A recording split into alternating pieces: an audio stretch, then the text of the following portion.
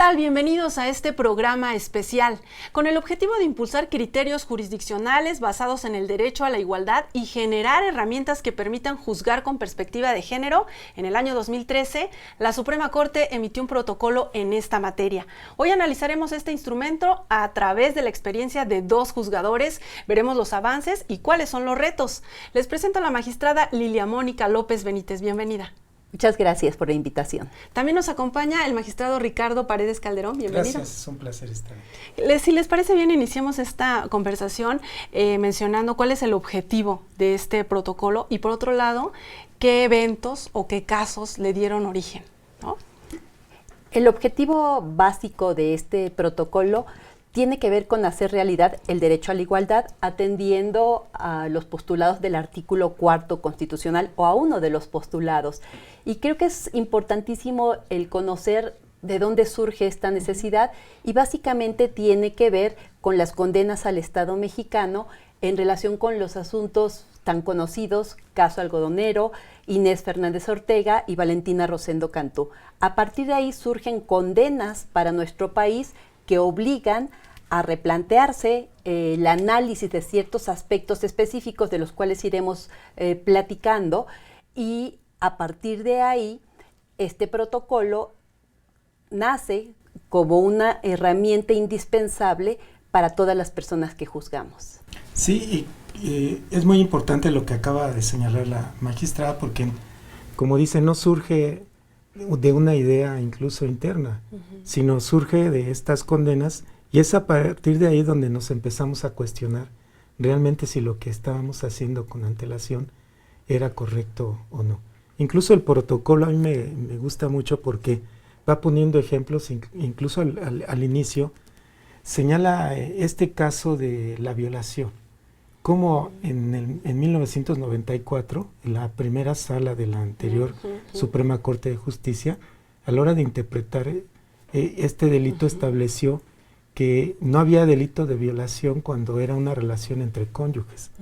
Entonces se decía ahí que aunque fuera fuerza, aunque ¿no? fuera a través de la fuerza, o si estaban casados. Si estaban casados, porque decía es un ejercicio de un derecho. Entonces el hombre poseía a la mujer, y por lo tanto la mujer estaba obligada a tener relaciones sexuales cuando él lo quisiera, ¿no? Entonces viene esta interpretación de la condena, y la Corte hace una nueva interpretación y dice, no, sí ya hay un delito de violación. Entonces parte de lo que el protocolo nos viene proponiendo es que empecemos a cuestionar lo que veníamos haciendo, si verdaderamente era correcto o no lo era, ¿no? Yo creo que este punto que se está destacando tiene mucho que ver con los estereotipos, con los roles de género, porque, por ejemplo, en este tema de lo que hoy sabemos que es violación entre cónyuges, para la anterior determinación se partía de que la mujer estaba de alguna manera sometida al hombre, que por estar unida en un vínculo conyugal tenía que obedecer al hombre, y por supuesto eso obligaba a cumplir con en el ámbito íntimo de las relaciones sexuales. Y aquí vemos cómo social y culturalmente se ha construido la forma en que esperamos que se comporten las mujeres, así como la forma en que esperamos que se comporten los hombres, ¿no? La mujer sumisa, la mujer débil, la mujer llora, el hombre fuerte, el hombre protege, el hombre no llora. Y creo que esa es una parte fundamental para irnos adentrando en la perspectiva de género, entender cómo las construcciones sociales y culturales han ido marcando esos roles de género, que implica una preconcepción de cómo tenemos que ser hombres, mujeres, o por creencia religiosa o por etnia, y aquí pues podríamos hablar de las categorías sospechosas también. Sí, y incluso voy a tomar tanto el protocolo porque viene algo aquí muy interesante respecto al tema que yo tocaba, es que a pesar de que la Suprema Corte estableció que ya era delito el que se cometiera la violación entre cónyuges, después de eso viene una interpretación de un tribunal colegiado donde estableció que si el delito se cometía por medios violentos, la mujer tenía que acreditar debidamente que opuso resistencia y que esta resistencia era real, seria, efectiva y constante, y que tal oposición fue superada por la fuerza física o el temor de un mal inminente. O sea, si solamente le dijo no, eso no cuenta. Sí, exactamente. Porque no se resistió demasiado. porque se partía de esto que la magistrada decía de los estereotipos de género, que a la mujer le gusta que le rueguen. Entonces, a lo mejor le faltó nada más que le insistiera un poquito más, ¿no? Entonces, a lo mejor si le hubiera insistido un poquito más, hubiera accedido, ¿no? Entonces, estamos plagados de estos estereotipos de género que incluso aun cuando decimos la Suprema Corte ya dijo, si hay violación entre cónyuges, pero dice, bueno, además víctima debes de acreditar que la violencia fue de tal naturaleza y que te resististe. Que te resististe. Y si no lo demuestras, pues entonces no basta con que hayas dicho yo no quería, sino que le imponemos cargas mucho más grandes que las que imponemos tal vez a los hombres. A los hombres. Y esto de alguna manera implica el vedar el real y efectivo acceso a la justicia de las personas que son víctimas de un ilícito. Y este punto también es importante considerarlo porque cuando hablamos de igualdad, tenemos que entender una serie de conceptos y de connotaciones para llegar incluso a veces a la concepción, una concepción paradójica, porque hacer efectivo el derecho a la igualdad a veces implica hacer distinciones, dar tratos diferenciados, pero que están justificados. Entonces, ahí es donde la persona que juzga tiene que estar muy atenta al análisis de los hechos, no desde las propias concepciones, sino desde un punto de vista neutral que permita advertir cuando existen diferencias, asimetrías de poder, cuando existen estas categorías sospechosas a las que yo me refería y que están previstas en el artículo 1 constitucional y que algunos dicen es el foco rojo de la discriminación. Yo lo advierto como esa luz amarilla preventiva que a quienes juzgamos nos dice hay que tener cuidado, hay que ser especialmente cuidadosos y cautelosos con tu decisión, porque cuando la persona es mujer, indígena, adulto mayor, una persona con alguna discapacidad, por origen étnico, por todo lo que especifica ese artículo 1, entonces quiere decir que pudiera generarse una situación de desigualdad que tiene que ser corregida a través de juzgar con perspectiva de género. ¿Qué es lo que ustedes, los juzgadores, encuentran en este protocolo? Sabemos que no es como obligatorio, ¿no? Es más bien orientar, ¿no? Como mencionaba la magistrada, cuando llegan los asuntos al juzgado, al tribunal, ¿cómo funciona? ¿Cómo funciona el protocolo? Sí, realmente el aplicar el protocolo, debo decirle, es muy complicado, ¿no? Porque sí, el protocolo nos da muchas ideas, nos da planteamientos, pero a veces creo que es lo que a los juzgadores nos ha hecho mucha falta. Tal vez esta capacitación ya en talleres donde de manera específica, ¿cómo aplico todos los conocimientos, todas las herramientas que me dan aquí para en un caso específico saber cómo puedo juzgar con perspectiva de género, ¿no? Porque podemos caer en los extremos, ¿no? Hablaba la magistrada ahorita de las categorías sospechosas. Puede ser una mujer y en automático decir, bueno, voy a juzgar con perspectiva de género y entonces pues le doy un valor preponderante, le creo todo.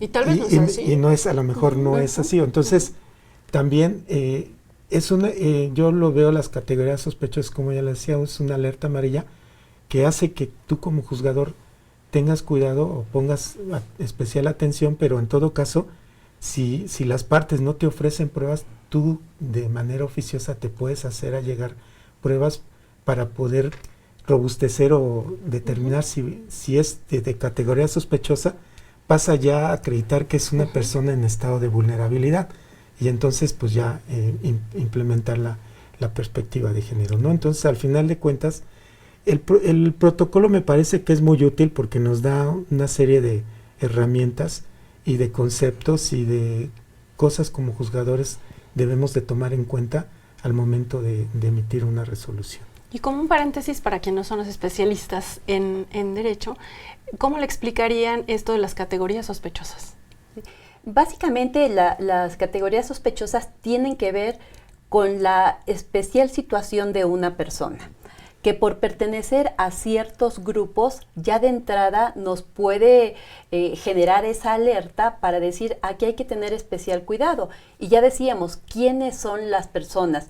Y aquí creo que es importante destacar, porque cuando se escucha hablar de juzgar con perspectiva de género, se puede tener una creencia errónea y generalizada de pensar que estamos hablando de mujeres, y no necesariamente son las mujeres, sino las personas en una situación de vulnerabilidad, como decía hace un rato, las personas adultas mayores, las personas migrantes, o sea, ciertas personas que por pertenecer a un grupo en específico o por su particular situación, tienen más riesgo de ver vulnerados sus derechos. Y a partir de detectar estos aspectos que son fundamentales, nosotros tenemos que ampliar nuestra dimensión para poder resolver un caso específico. Digamos que con anterioridad a lo mejor bastaba con imponernos de los hechos, saber qué había pasado y a partir de ahí aplicar la norma nacional.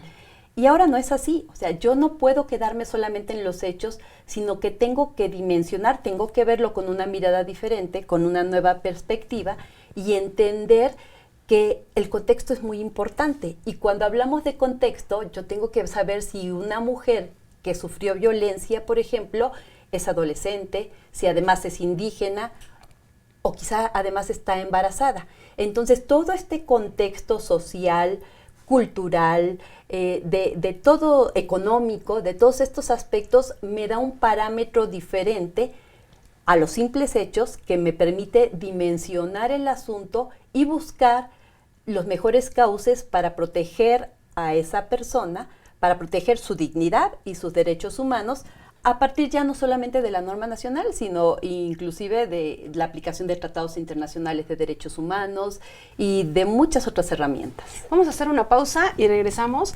Les quiero preguntar, entonces, ¿ustedes como juzgadores están obligados a hacer todos estos estudios?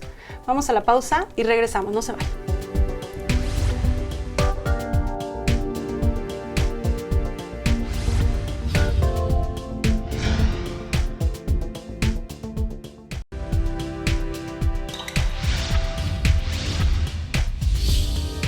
Ya estamos de regreso conversando sobre el protocolo para juzgar con perspectiva de género, y en el bloque anterior, bueno, ya nos comentaban ustedes cuál es el objetivo y cómo surge la idea de hacer este protocolo.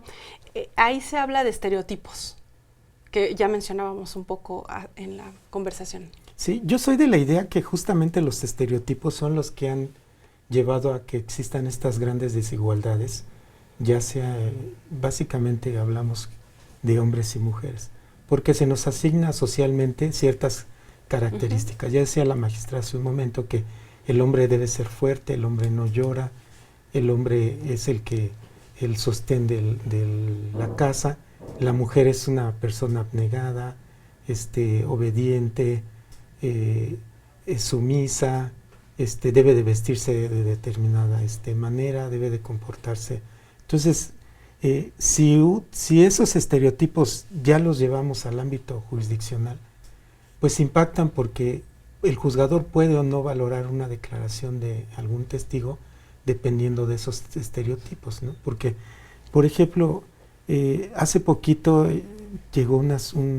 yo resolví un caso, se fue a un tribunal, y los hechos eran un abuso sexual.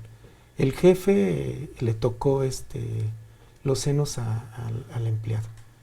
Y la empleada decía que, bueno, ya le había hecho varias proposiciones, ella nunca lo había aceptado, no lo había denunciado, porque aparte hay estadísticas donde este tipo de hechos no se denuncian. Un día le hace el tocamiento y la persona sale llorando, los ven a alguien, pero no hace más. A la hora de que se valora la declaración de esta persona, porque además la desacreditaban porque decías que se vestía de manera muy provocativa. Típico, ¿no? Sí.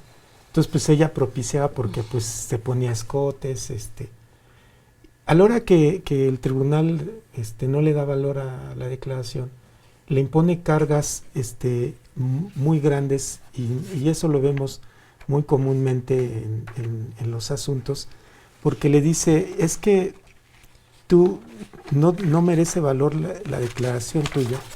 Y voy a leer nada más este parrafito que dice el tribunal.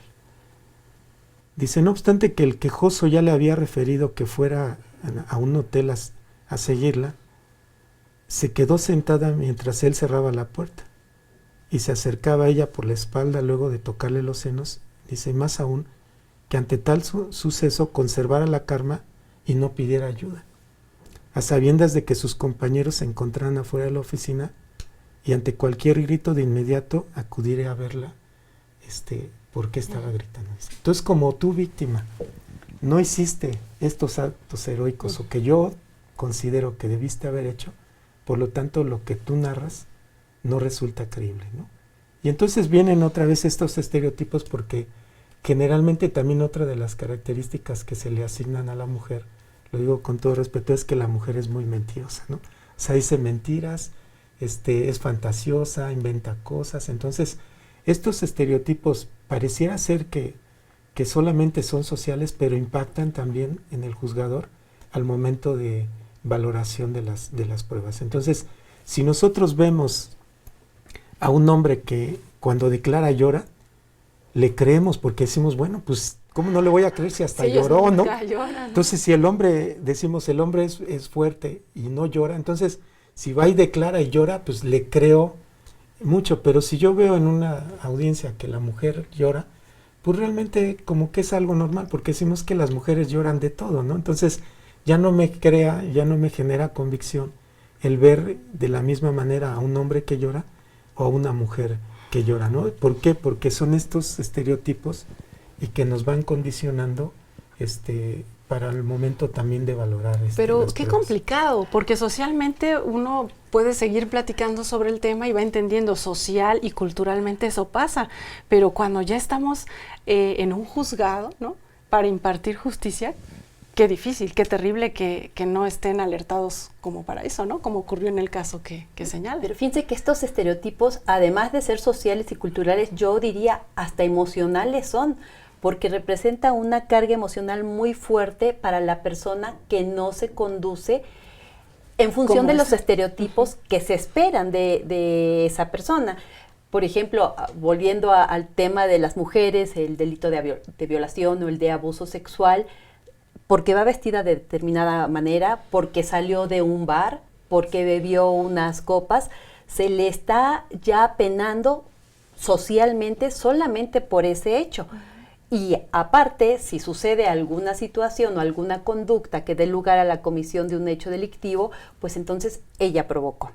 Y el hombre pues solo actuó si se estaba ofreciendo, ¿no? Entonces es verdaderamente complicado hacer esta separación de decir hasta qué punto una conducta esperada de cualquier persona necesariamente es producto de esa construcción social o natural, social o cultural, o puede ser incluso natural. Por ejemplo, a ver, si la víctima no gritó, entonces es porque no se defendió. Pero tenemos que pensar que tanto las mujeres como los hombres podemos reaccionar de una manera diferente a lo socialmente esperado. Y esa es la parte donde el juzgador tiene que tener mucho cuidado. Es decir, no se puede analizar el hecho en sí mismo con la total naturalidad como vemos los eventos cotidianos en el día con día, sino que tenemos que ir más allá de lo que vemos para entender cuál fue la situación que rodeó a ese asunto en particular y a partir de ahí empezar a construir nuestras resoluciones con una mirada diferente, que esa es la perspectiva, ¿no? Ampliar nuestra mirada, ampliar la dimensión con el único propósito de hacer efectivo el derecho a la igualdad y de hacer efectivo el acceso a la justicia. Yo veo que ustedes están muy sensibilizados en este tema, ¿no? Pero ¿qué ocurre con el juez o con el juzgador que consideró estas cosas que nos leía el magistrado? ¿Cómo le puede ayudar el protocolo? Sí, yo creo que justamente esta herramienta es fundamental para ir cambiando lo que señala la magistrada. Hay ocasiones, y la verdad es que está muy arraigado esta estructuras de desigualdad que muchas veces no logramos percibirlas, ¿no? Es tan cotidiano todo que ni siquiera muchas veces nos damos cuenta de que estamos llevando a cabo estas desigualdades o estas discriminaciones. Yo tomé una maestría en equidad de género y había una maestra que era muy simpática y nos ponía un ejemplo y decía, bueno, vean cómo las desigualdades están a tal grado que ni siquiera logramos verlas. Dice que le dio un curso a unas personas que eran diseñadores de baños en centros comerciales. Entonces ella pues les explicó todo la evolución y pues todos aburridos, porque pues eran ingenieros, arquitectos, bueno, hasta que dice alguien se animó, levantó la mano y dijo, oiga, y todo esto, yo soy diseñador de baños, esto, pues a mí qué, ¿no? Y le dice, pues muy sencillo. Cuando usted diseña los baños en un centro comercial, ¿cuántos lugares o espacios da para hombres? No, pues a los hombres les doy 5 tazas y 5 mijitorios. Y a las mujeres, pues 5 servicios, 5 tazas. Dice, bueno, ¿y por qué él le da más a los hombres y 10? ¿no? Sí. Dice, bueno, pues ¿qué quiere que también le ponga mijitorios a las mujeres? No, dice, pero póngale 10, o sea, hasta en ese aspecto, algo tan simple, en el diseño de los baños, y generalmente nos quejamos los hombres de que las mujeres se tardan mucho, ¿no? Sí, pero sí. Porque normalmente les ponen menos servicios. Claro. O sea, al hombre le ponen 10 servicios, como en este caso, a la mujer le ponen 5, porque esta desigualdad está tan arraigada, tan estructurada, que ni siquiera se logran dar cuenta de que realmente hay una desigualdad entre un hombre y una mujer. Entonces hay cosas que las tenemos tan arraigadas, porque culturalmente así crecimos, así las vimos, que no las vemos a simple vista. Entonces este protocolo me parece que es una herramienta fundamental para ir haciendo conciencia, ir viendo que realmente a veces somos o discriminamos o no aplicamos la igualdad de manera inconsciente. Yo recuerdo de niño que cuando jugábamos decíamos el clásico vieja el último, ¿no? Sí. O sea, y nadie nos Nadie cuestionaba decía nada. mal, todos nos reíamos. Y todos corrían para no ser el último. Pero ya cuando Cierto. uno analiza ahorita esa carga que tenía de claro. discriminación, decir, oye, lo peor que te puede pasar es que seas mujer, ¿no? Entonces, yo creo que ni siquiera se razonaba, ¿no? No, por eso era tan se asumía. arraigado.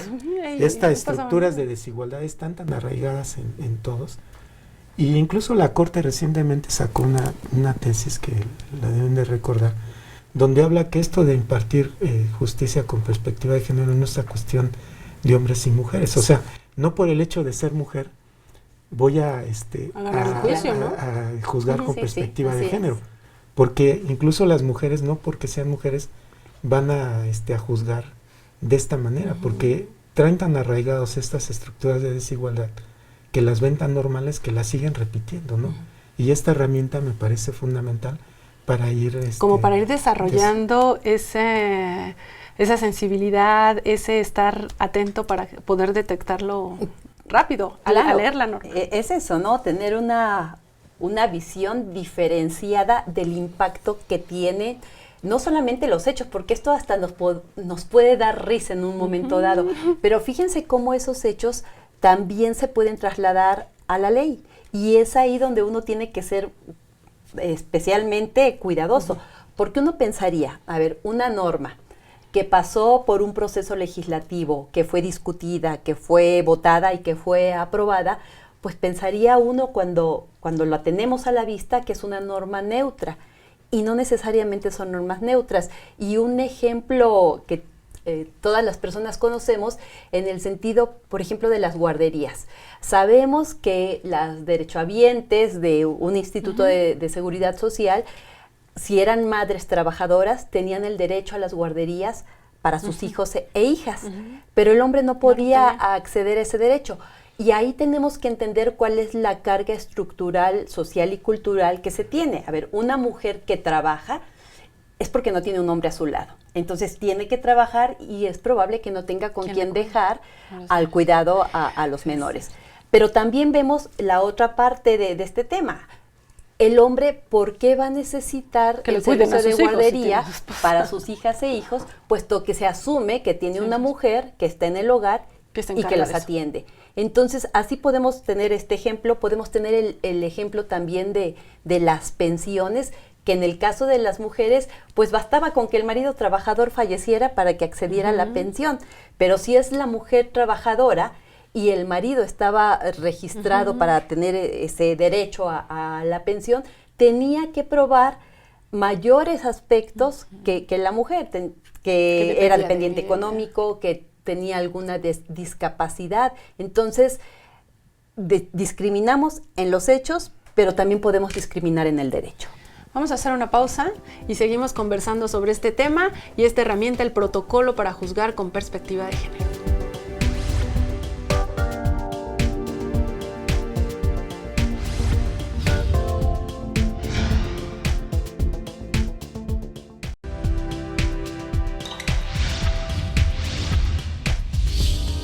Ya estamos de regreso conversando sobre el protocolo para juzgar con perspectiva de género.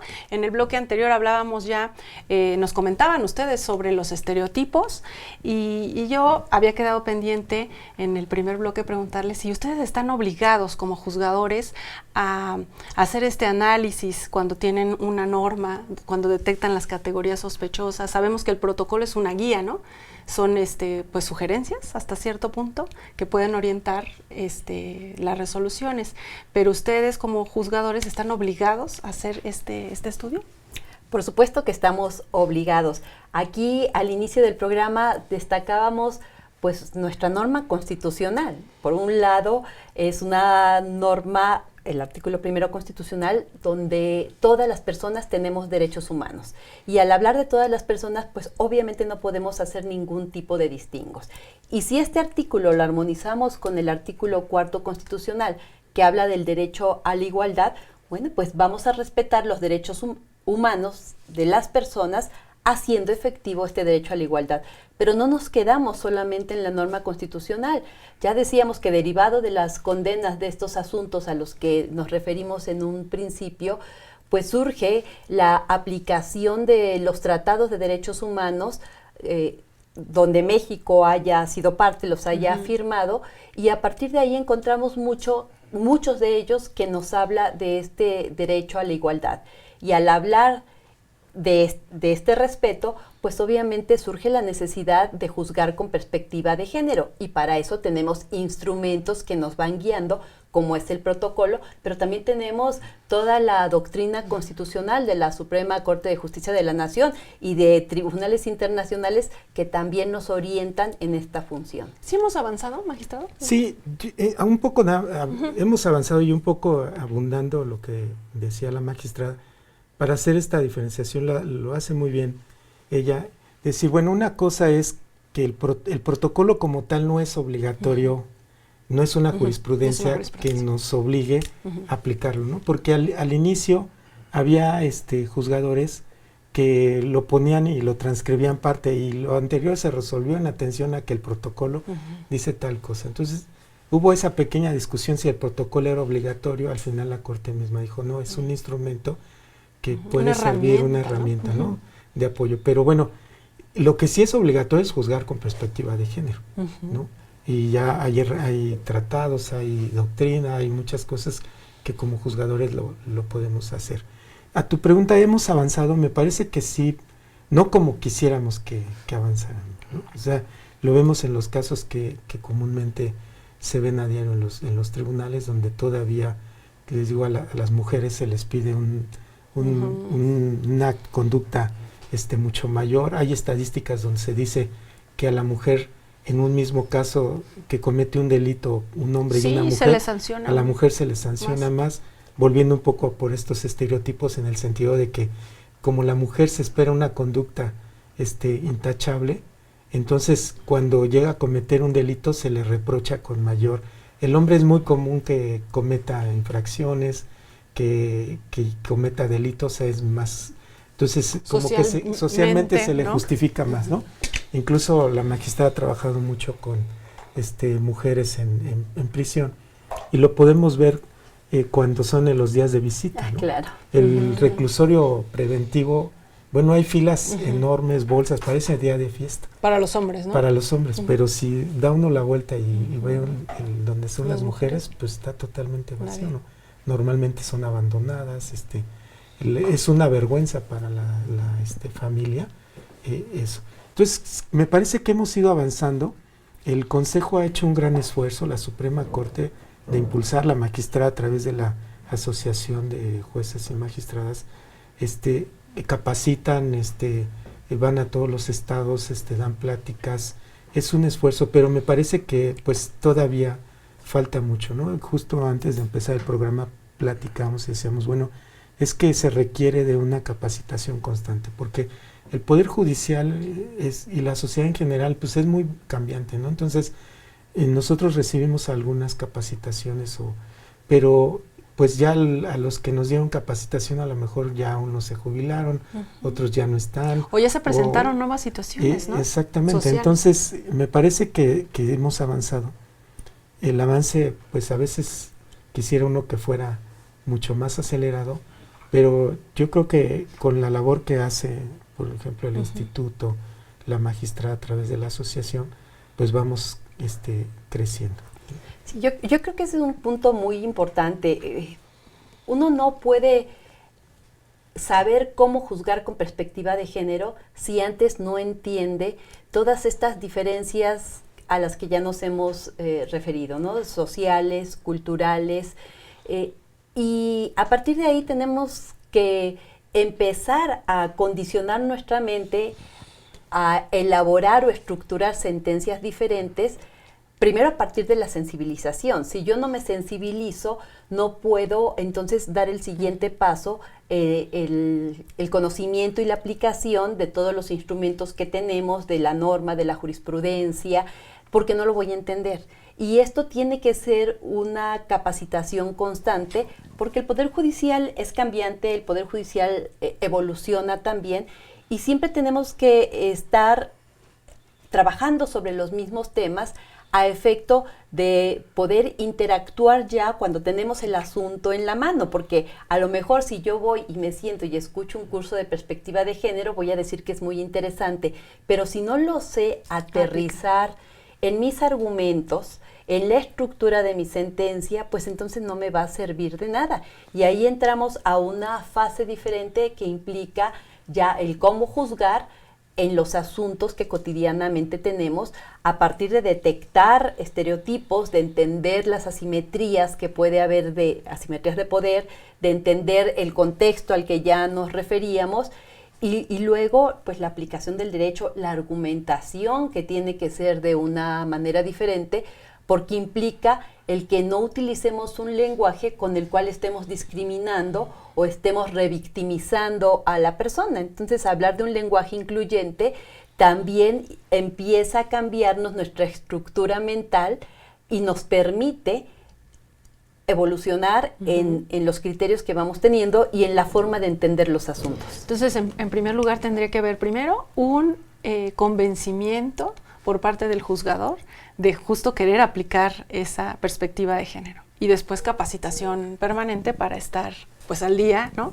Y más sensibilizado. Sí, y entender que este es un problema social de hombres y mujeres, porque tradicionalmente yo lo que he sentido que se piensa que es un problema de las mujeres, ¿no? Incluso yo te felicito el que hayas invitado a un hombre y una mujer.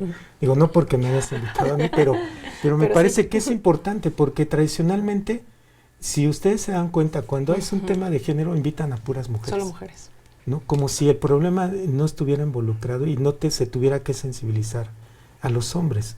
A mí hace algunos años mujeres me invitaron a dar una plática en Mérida, donde había un congreso de mujeres. Y sí se siente extraño que lo normal es que haya muchos hombres y pocas mujeres.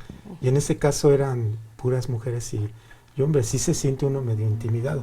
Pero ahí ellos comentaban cómo sensibilizaban, cómo estaban trabajando con las mujeres, cómo las sensibilizaban. Y yo me atreví a decir algo y ya después no me volvieron a invitar. Creo que no les gustó. Yo lo que yo les decía es que está bien que se sensibilice a las mujeres, que se les capacite, que se les haga ver sus derechos, pero ¿por qué no también llevan a los hombres? Porque yo decía, miren, es muy padre que a la mujer le digan, mira, tus derechos son estos, hay violencia cuando es esto. Cuando llegan a su domicilio y le dicen al hombre, oye, pues es que mis derechos, el hombre, ¿qué le va a decir? Pues tus derechos de la puerta para afuera, pero aquí adentro mando yo, ¿no? Entonces, la sensibilización no es solamente hacia la mujer, y me parece que a veces se enfoca mucho en el trabajar con las mujeres como si fuera un problema de mujeres, y a lo mejor ya estoy abundando un poco, pero aquí en el consejo una vez hicieron un ejercicio donde invitaban a los secretarios también a capacitarse, y me pidieron, porque esta capacitación iba a ser en Guadalajara, nos pidieron que propusiéramos a un secretario. Antes de yo estar trabajando en estos temas, dijeron, bueno, pues una mujer, porque pues si es de género, pues seguramente es para ir a hablar mal de los hombres, ¿no? Yo dije, pues ¿qué van a tratar, no? Pues van a ir a quejarse de que los hombres los tratan mal. Yo todavía no tenía todo este conocimiento de género. Entonces, normalmente cuando uno habla de esto de juzgar con perspectiva de género y todo eso, lo enfocamos más en un problema de mujeres, y siempre se invita a puras mujeres a hablar. Generalmente los paneles son de mujeres, van dirigidos a mujeres, quien van son mujeres, entonces... O en los programas de gobierno, ¿no? Si está encargado del área, ponen a una mujer. Que no está mal, pero me parece que la sensibilización, incluso yo hasta les insistía que debía ser más al hombre que a la mujer, al que nos deben de sensibilizar mucho más. Involucrarlos. Para que nosotros estemos conscientes de lo que estamos haciendo, cómo estas estructuras de desigualdad las tenemos tan arraigadas que muchas veces las hacemos sin pensar. La verdad, muchas veces repetimos patrones que hemos visto en nuestra niñez y de manera inconsciente. Entonces, esta sensibilización no nada más debe trabajarse exclusivamente con las mujeres. Y aquí aplica lo que comentaba el magistrado en el corte, ¿no? Lo de las licencias de maternidad y licencias de paternidad, ¿no? ¿Cuál es el objetivo de que los hombres también ahora gocen de estas licencias, ¿no? Pues que se involucren, como dice el magistrado, que estén más cercanos a las actividades que pues hemos venido realizando las mujeres, ¿no? Durante toda la vida, y ellos también puedan participar y no se hagan estos estereotipos de que solo las mujeres pueden cuidar a un bebé. Y más allá de eso, a mí me parece que hasta es un derecho del propio recién nacido, del propio recién nacido, porque el niño o la niña recién nacida tiene derecho a gozar del cuidado de el padre y de la madre. Entonces se le vedaba al padre esa posibilidad porque por cuestión social y cultural, pues qué mejor que la madre sea quien atienda al pequeño recién nacido, pero vemos también cómo eso va cambiando. Antes en los juicios donde estaba cuestionada la patria potestad, por ejemplo, o la tutela de un niño o de una niña, pues se pensaba que hasta cierta edad tenía que estar al cuidado solo de la madre, solo por la edad de el menor, y por el cuidado que se asume culturalmente que va a dar, el cuidado y protección por parte de la madre. Y hoy vemos que las cosas ya no funcionan así, y que el niño o la niña tiene que quedarse con la persona que le garantice absolutamente el respeto, el cuidado de todos los derechos fundamentales que tienen. Entonces, qué bien puede ser su padre. Sí, claro. Vamos evolucionando, esto va cambiando. A veces, conforme a lo que decía el magistrado, podríamos pensar que hablamos de un derecho de doble vía, hombre-mujer, pero yo diría, a veces es multivía, porque tenemos que pensar en las personas que tienen una preferencia sexual diferente, que también son sujetas de derecho y de respeto a su dignidad, y que tienen que conocer sus derechos para hacer efectiva ese derecho a la igualdad. Pero de igual manera podemos pensar en las personas con una religión diversa, con creencias, con orígenes distintos. Entonces, aquí es donde nos encontramos que la perspectiva de género nos va a permitir juzgar con ese respeto a los derechos humanos de todas las personas, sin importar necesariamente que clasifiquemos en mujer y hombre, sino que podemos hacer todavía más clasificaciones o subclasificaciones para el respeto y ejercicio de los derechos de todas las personas. Vamos a hacer una pausa, nuestra última pausa, regresamos con las conclusiones.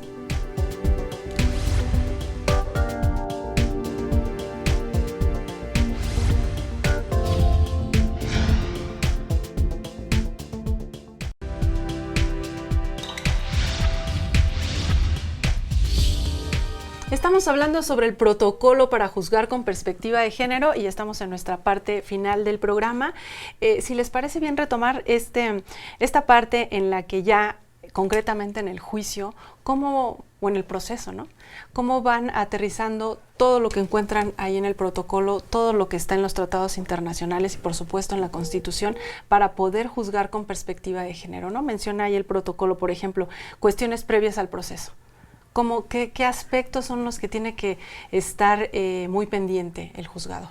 Sí, yo creo que a lo que se refiere es que dependiendo de la etapa donde se vayan advirtiendo estas desigualdades, el Estado mexicano a través de los jueces tiene la obligación de incorporar, ¿no? Previo al proceso, lo que se llama antes la averiguación previa, ahora carpeta de investigación, pues tenemos que se pueden, en un delito de violencia familiar, pues se pueden poner medidas de seguridad para la víctima, ¿no? Que el hombre o el agresor no se acerque, etcétera. Entonces, previo al proceso se puede llevar, durante el proceso se pueden también implementar algunas otras medidas. Yo he estado trabajando en algo que quiero hacer una propuesta en el sentido de, en otros países se ha hablado o esta figura de la madre cabeza de familia, que se da en el proceso. En México hay excepciones para personas que están embarazadas y personas mayores de 60 años donde se puede llevar a cabo la prisión preventiva en su domicilio. Pero, por ejemplo, vemos que en México la realidad es que hay muchas, o surgió esto de las familias monoparentales, ¿no? Que son aquellas donde está a cargo solo de uno, ya sea del hombre o de la mujer. Pero cuando uno ve las estadísticas, el INEGI reporta que del total de las familias monoparentales que tiene registradas, solamente el 3% está a cargo de un hombre. O sea, el 97% está a cargo de las mujeres. El 48.4% de las mujeres que se encuentran en los centros de reclusión no han recibido una sentencia condenatoria. Y el 72% de las mujeres privadas de la libertad son madres de 1 y 3 hijos. ¿Y qué pasa con los hijos, no? Y luego el 88% de aquellas mujeres afirmó que sus hijos vivían con ellas en el momento de ser detenidas. Entonces, aquí estamos viendo que cómo podemos actuar los juzgadores ya durante un proceso. Si este tipo de mujeres que están en prisión, que tienen a sus hijos en prisión, se les pudiera dar en vez de que estén en prisión, a lo mejor que fuera en su domicilio, son de las cosas que nosotros tenemos que ver, porque decía la magistrada Mónica, la Constitución, en el artículo primero habla de igualdad, el artículo cuarto dice que el hombre y la mujer somos iguales ante la ley. Entonces, pues cuando uno lee eso en la Constitución, dice, pues entonces, ¿para qué juzgamos con perspectiva de género? Si la Constitución dice que somos iguales, bueno, sí, pero ya en los hechos, pues hay una diversidad. Entonces, todos estos datos son los que el juzgador tiene que tomar en cuenta al momento de juzgar, ¿no? Decía la magistrada, nos acostumbraron, nos educaron profesionalmente a que nosotros tenemos que juzgar el hecho concreto, ¿no? Una persona privó de la vida a otra y ya. Pero ahora esta nueva visión de juzgar con perspectiva de género, yo siempre he dicho, y lo traduzco, si me preguntan qué es juzgar con perspectiva de género, yo diría, cambiarme de posición. Yo tradicionalmente juzgaba con esta visión, y yo ahora para juzgar con perspectiva de género me cambio y me pongo en el lugar donde tú estás. Y si hacemos ese ejercicio tan simple, vemos que las cosas se ven totalmente diferentes. Claro. Si yo tengo aquí un panorama, pero si me cambio de lugar, ya mi visión es diferente. Entonces, es lo que se quiere con juzgar con perspectiva de género, que lo hagamos de una visión diferente, que cuestionemos lo que estábamos haciendo, que no necesariamente era algo adecuado, ¿no? Entonces, como este ejemplo, donde incorporemos, por ejemplo, este tipo de figuras de madres cabeza de familia, donde reconozcamos la problemática que hay. Y si queremos, como se habla ahora de recomponer el tejido social, pues ¿qué se puede esperar de un menor que ha crecido en la cárcel o que creció a merced de la delincuencia organizada, ¿no? Entonces, pues probablemente son las personas que después vamos a ver que van a estar delinquiendo, ¿no? Sí, yo creo que este punto es fundamental. Y yo invitaría a todo el auditorio a ver el mundo al revés.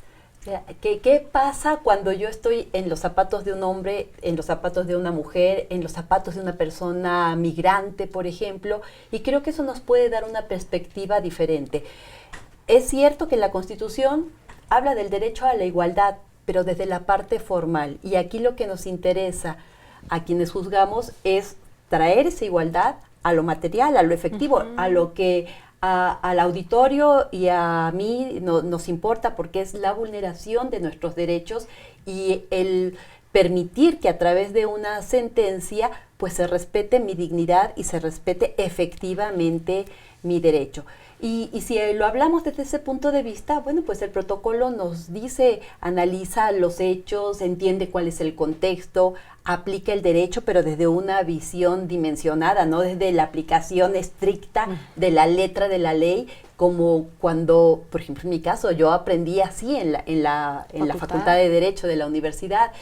Y luego pasamos a otros temas de argumentar con perspectiva de género, utilizar el lenguaje incluyente, la reparación del daño, que es tan importante para las víctimas.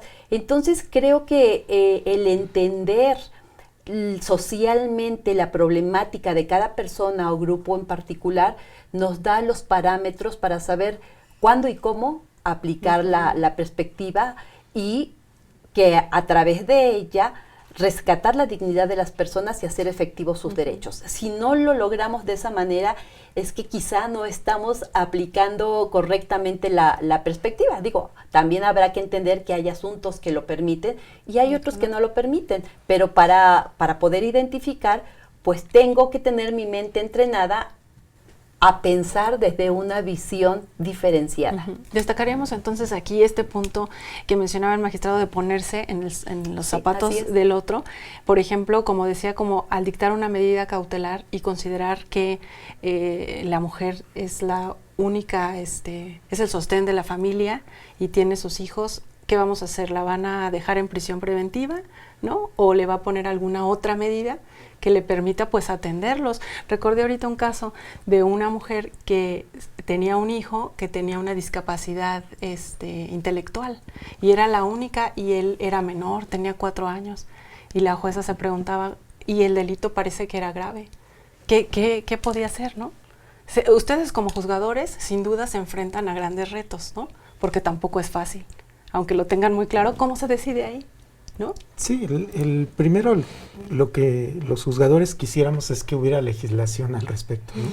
Dijeron, por eso digo, bueno, la primera propuesta es que legislativamente se incorpore esa figura y se delimite, pero desgraciadamente muchas veces la legislación pues no va acorde a los problemas sociales que se van presentando.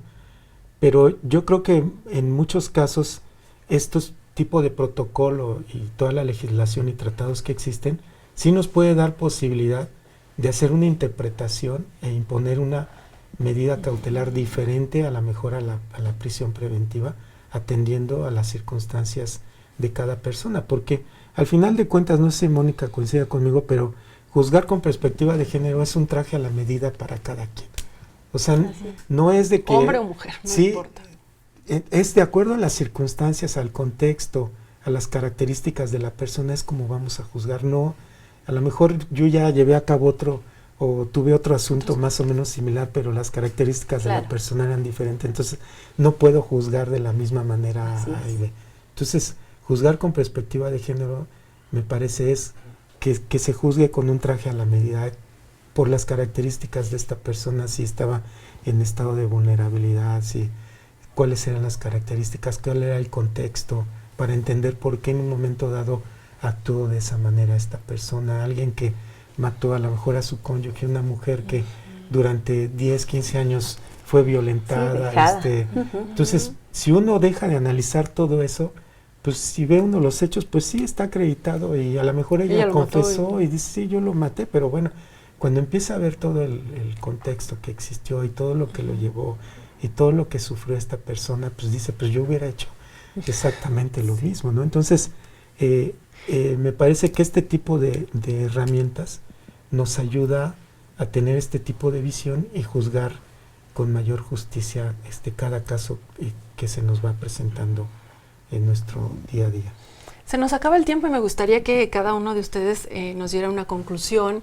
Un poco, ya nos mencionaban, pues sí, sin duda hay avances, ¿no? Tienen grandes retos. ¿Ustedes cómo observan este tema de juzgar con perspectiva de género? Yo creo que vamos evolucionando, vamos cada vez más metiéndonos a la dinámica de juzgar con esta perspectiva, pero esta sensibilización, esta capacitación tiene que ser cotidiana, tiene que ser en el día a día y sobre todo tratando de que en nuestras decisiones impacte efectivamente el derecho a la igualdad. ¿Y cómo lo vamos a lograr? Bueno, pues conociendo estas herramientas que hoy hemos hablado mucho de juzgar con perspectiva de género, pero yo quisiera poner sobre la mesa este protocolo para decir el Ministerio Público, el fiscal, como le llamemos, también tiene que conocer esta herramienta. Los médicos legistas en una delegación tienen que estar involucrados con este tema. Entonces, es un trabajo importante, sí, de quienes juzgamos, pero importante para la sociedad en general. Y no solamente para las personas que hoy desarrollamos un servicio público, sino para los niños y las niñas, para las personas adolescentes, para todas, a efecto de que se vayan involucrando en el conocimiento de sus derechos y, lo más importante, en el ejercicio de los mismos. Entonces, creo que el protocolo, de una forma muy sencilla, con muchos ejemplos, nos lleva de la mano para entender qué significa la perspectiva de género. Magistrado. Sí, yo creo que ya no hay mucho tiempo, pero si yo pudiera poner mi carta a los reyes, y mis buenos deseos sería que se implementara más capacitación, que pasemos esta capacitación ya en talleres, ¿no? Donde ya existan caso práctico, prácticos, ¿no? Donde podamos entender cómo un caso práctico, identificar si es un asunto que se debe juzgar con perspectiva de género y cómo hacerlo, ¿no? Porque me parece que a lo mejor tenemos ya mucha doctrina, conocemos las legislaciones, conocemos el protocolo, pero nos cuesta mucho trabajo identificar el caso específico y cómo aterrizar todas esas ideas para emitir una buena sentencia con perspectiva de género. Bien, pues muchísimas gracias por habernos acompañado en el programa de hoy, y a usted también le agradecemos su atención, por supuesto al equipo de producción que hace posible este programa. Le recuerdo que tenemos una cita la próxima semana, así que no lo olvide. Soy Verónica González y lo invito a que se quede en la señal del Canal Judicial.